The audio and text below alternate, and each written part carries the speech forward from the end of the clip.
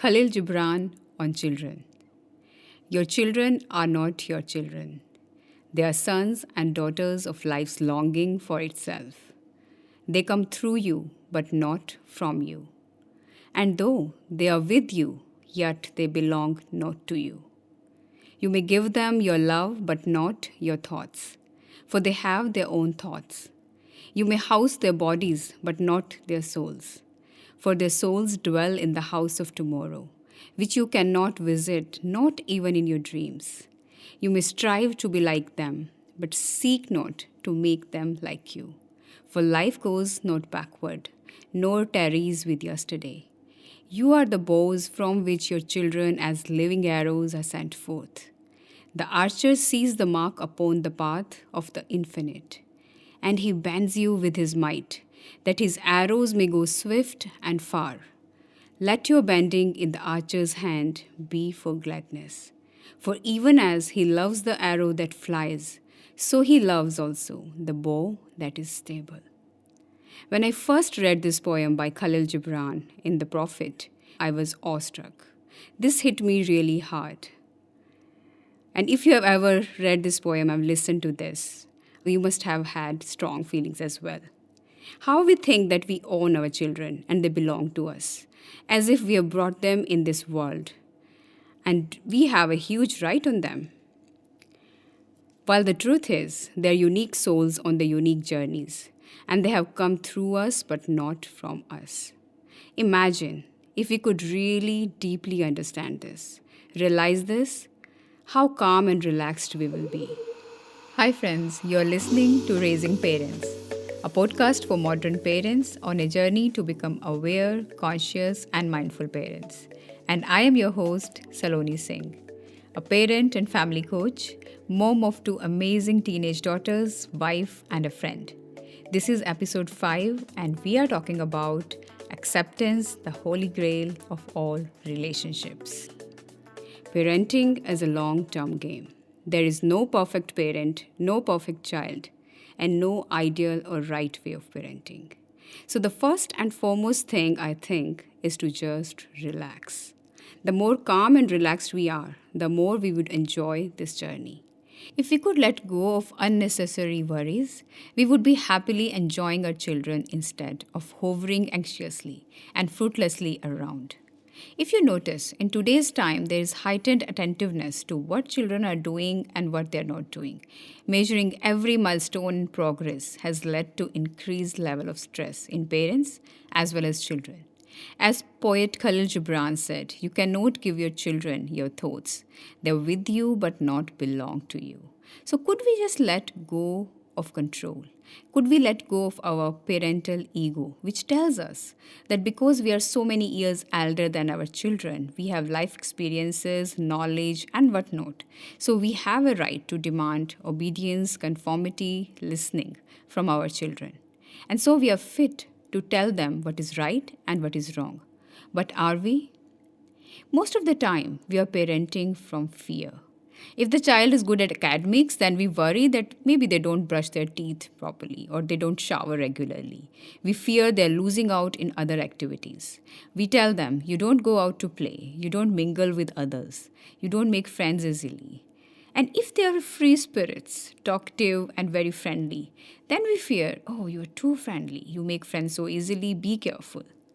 Be worldly smart, focus on studies as well. If they're too particular about things, that's a problem. And if they're messy, that is a bigger problem. They're either too introvert or too extrovert. If you notice, most of our parenting is based upon these fears and constant worries. I know we all want our children to be healthy, happy, educated, kind, and adaptable. All that good stuff. And good chances are they will turn out to be a beautiful combination of all those things and some more. And they're going to make mistakes, do silly things, fall, and fail sometimes as well. There will be sadness, pain, screaming, tantrums, bad moods, eye-rolling, chaos, mess, and whatnot. That's what life is all about, learning and growing with every challenge. Nurturing our children begins with acceptance. And acceptance comes from trust, not fear. Acceptance doesn't mean agreement or approval of everything our children say or do. It doesn't mean you let your child do or have whatever they want. Of course, we will set boundaries and create some rules and values. And we will hold space for both joy and pain, for triumphs and mistakes, and accept that it is our job to consistently hold those boundaries with love and compassion. So, what does acceptance mean, and how does it look like in practical life? Acceptance is a very active process, it isn't passive at all. Let me tell you a very interesting story of Mullah Nasruddin. So, Mullah Nasruddin had been working in the fields all day long. He was very tired and sweaty. His clothes and shoes were covered with mud and stains. Because he had been fasting all day long for Ramadan, he was very hungry. And finally, it was almost sundown. And Nasruddin knew that he would soon be able to eat. The wealthiest man in the town had invited everybody to come break their fast in his home that evening with a huge feast. Nasruddin knew that he would be late if he went home to change his clothes before heading into the town. He decided it was better to arrive in dirty clothes than to be late. Oh, what a party it would be, he started imagining. What a feast is going to be. And he imagined the delicious foods that he would soon be eating: dates, lentils, chickpeas, olives, bread, hummus, falafel, chicken, and best of all, the desserts: halwa, figs, and baklava. When Nasruddin arrived, the wealthy man opened the door and looked Nasruddin up and down scornfully. From his worn, ragged clothes down to his muddy shoes, and without a word of welcome, he gestured for Nasruddin to come in and walked abruptly away. Nasruddin joined the throngs of people, who were all dressed in their finest clothing. The tables were laden with all sorts of delicious foods: dates, lentils, chickpeas, olives, bread, hummus, falafel, chicken, and the best of all, desserts: halwa, figs, and baklava. Almost all the seats were taken, and nobody tried to move over or make a space for Nasruddin. In fact, nobody offered him food. He had to reach over and around people to get any food for his plate. Nobody spoke to him. It was as if he wasn't even there. The other guests ignored him so completely that Nasruddin couldn't enjoy the food on his plate, no matter how finely prepared and how tasty it was. After only a few bites, he was so uncomfortable that he decided to leave. He hurried towards his home and changed into his finest clothing, including a beautiful coat. Nasruddin returned to the feast, and this time the host welcomed him with a huge smile. Come in, he greeted. As Nasruddin entered, people waved and called to him from all corners of the room as they invited him to sit near him and offered him food. Nasruddin sat down quietly. Picking up a plump fig, he carefully placed it into the coat pocket, saying, "Eat, coat, eat." Next, he took a handful of nuts and put them into the pocket, saying, "Eat, coat, eat." Now he began to feed his coat in earnest, grabbing all sorts of foods. He fed the coat lentils, chickpeas, olives, bread, hummus, and the desserts: halwa, figs, and baklava. Soon everyone in the room was staring at Nasruddin, wondering what he was doing. The host hurried over. "Nasruddin, what are you doing? Why are you feeding your coat in this manner?" "Well," replied Nasruddin, "when I first came to the feast in my old farming clothes, I wasn't welcome here. No one would even speak to me. But when I changed into this coat, suddenly I was greeted warmly. So I realized it was not me that was welcome at this party, but it was my clothing. So I am feeding my coat, as this certainly deserves all this food." So, how does this relate with parenting? Please take a minute and think. How many times do we truly see our children, their unique being, what they're feeling, what they're thinking, what are their dreams and hopes? And how many times we're only evaluating our child from their behavior, their habit, their patterns? The answer for most of us, including me, is almost always. We're always in the role of a parent who has an agenda to somehow fix this little or big human being. We're always focusing on things like: have you finished your breakfast? Have you brushed your teeth? Did you take the shower or not? Homework is done or not? Your room is so messy. Your wardrobe needs to be organized. When can you do this or that? How many times do we see them just as they are, as a being, a soul on his own journey? Here is the thing. We've got this notion that if we don't tell our children what's wrong with them, they will be left behind in life, in achieving their potential, in something. I remember once a mom came to me and shared that my child is too energetic. He has so much energy, so many ideas, and he wants to do so much. I said, "Great, what is the problem?" No, no, I wonder whether he'll be able to master anything at all in his life or just remain average in many things. Is he happy? I asked. Yeah, he's very happy doing everything, she said. He's fun loving, he's happy, he's a genius. He sings so well, plays amazing guitar, he's good at studies as well, and has amazing sense of humor. And he has so many ideas. He's very sensitive though as well. And why do you want him to master things? I asked. Because I don't want him to fall behind in life. Fall behind whom? And she looked at me in disbelief. She was like, I don't know. Somebody? How can he be so happy without being bothered at all? I always fear that he will fail and fall. And then she stopped. She literally started to listen to herself. She smiled and said, Is it okay to not worry about my child? You're right. I know my fears are unnecessary. I always fear for my children. She had 3 children, and other son was quiet and very focused on his studies. So she feared that he won't be popular in his life. So why do we fear? Because fear is deeply rooted in our psyche. We fear for ourselves, our lives, our children. Acceptance is a huge paradigm shift from fear-based to trust-based parenting. Believing and trusting that my child is here to blossom, no matter what.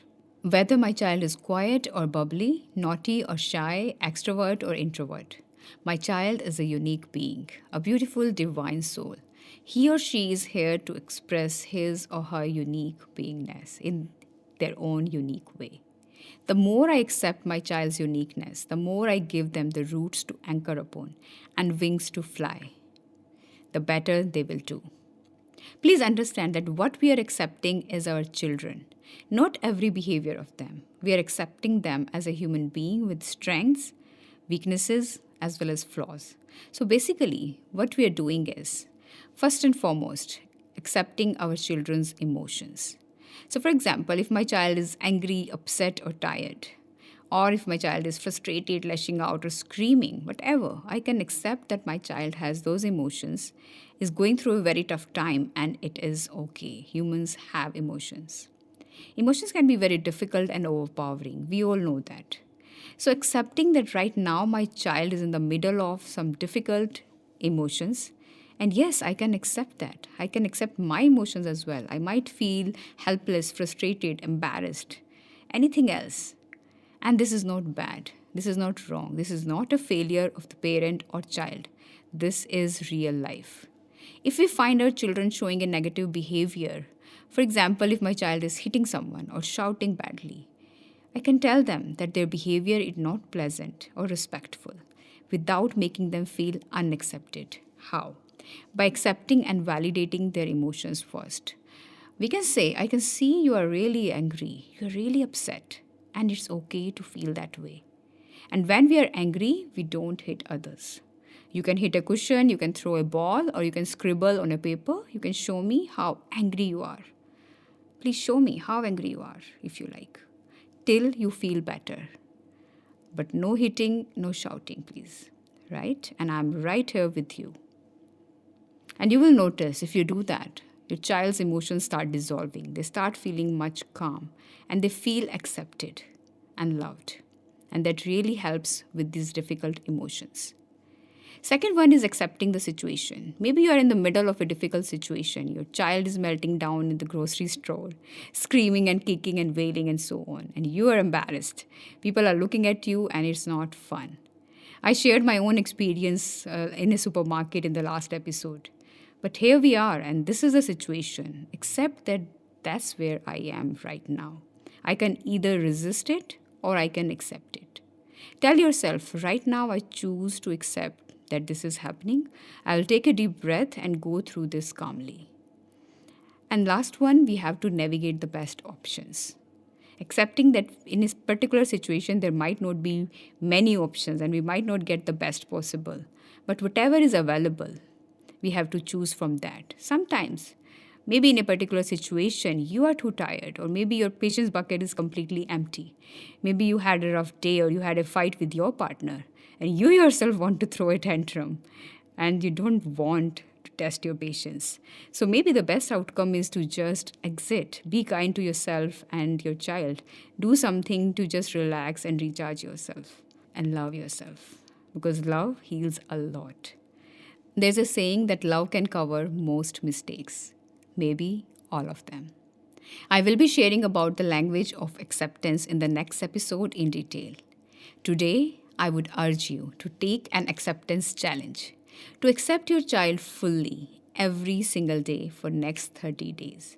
No matter what they do, you accept them. You can tell them if their behavior is not right, and you can suggest the expected behavior. But you do not lose your patience, your cool, you do not complain or nag. You keep affirming that I accept my child fully. If you're brave and ready to take the advanced level challenge, do it for your spouse as well. What say? Share your experience of this acceptance challenge with me. I look forward to your reviews, your messages and questions, and I look forward to supporting you in this challenge. I will see you soon in the next episode, and we'll talk more about how to bring acceptance in our hearts and to accept our child unconditionally.